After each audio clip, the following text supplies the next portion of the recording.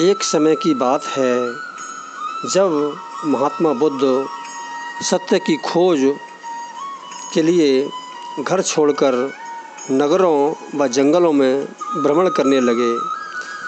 तब उस समय उन्होंने अन्न जल सब छोड़ रखा था। उस समय महात्मा बुद्ध शारीरिक रूप से बहुत कमज़ोर हो गए थे और कहीं भी सत्य की प्राप्ति नहीं हुई। वो इसलिए वह चिंतित व मौन रहा करते थे और सोचते रहते कि सत्य को कैसे प्राप्त किया जाए। एक बार महात्मा बुद्ध एक गांव के किनारे एक वृक्ष के नीचे बैठकर विश्राम कर रहे थे। तभी उस गांव की महिलाएं गणगौर पूजन के लिए जा रही थीं। उनके पैरों में घुंघरू बंध रहे थे। कुछ महिलाओं के घुंघरू बहुत ढीले बंध रहे थे, वो बज नहीं रहे थे। कुछ महिलाओं के घुंघरू बहुत टाइट बंध रहे थे, वो टूटकर गिर गए थे। कुछ महिलाओं के घुंघरू न ढीले ही थे न टाइट, वो इन दोनों की मध्य की अवस्था में बंधे थे।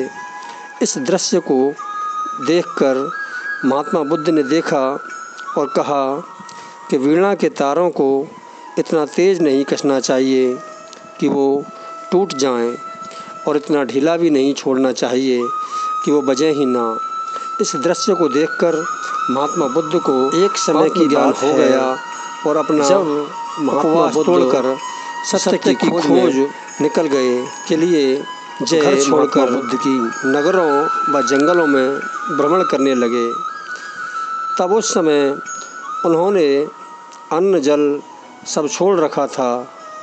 उस समय महात्मा बुद्ध शारीरिक रूप से बहुत कमज़ोर हो गए थे और कहीं भी सत्य की प्राप्ति नहीं हुई। वो इसलिए वह चिंतित व मौन रहा करते थे और सोचते रहते कि सत्य को कैसे प्राप्त किया जाए। एक बार महात्मा बुद्ध एक गांव के किनारे एक वृक्ष के नीचे बैठकर विश्राम कर रहे थे। तभी उस गांव की महिलाएं गणगौर पूजन के लिए जा रही थीं। उनके पैरों में घुंघरू बंध रहे थे। कुछ महिलाओं के घुंघरू बहुत ढीले बंध रहे थे, वो बज नहीं रहे थे। कुछ महिलाओं के घुंघरू बहुत टाइट बंध रहे थे, वो टूटकर गिर गए थे। कुछ महिलाओं के घुंघरू न ढीले ही थे न टाइट, वो इन दोनों की मध्य की अवस्था में बंधे थे। इस दृश्य को देखकर महात्मा बुद्ध ने देखा और कहा कि वीणा के तारों को इतना तेज़ नहीं कसना चाहिए कि वो टूट जाएं, और इतना ढीला भी नहीं छोड़ना चाहिए कि वो बजें ही ना।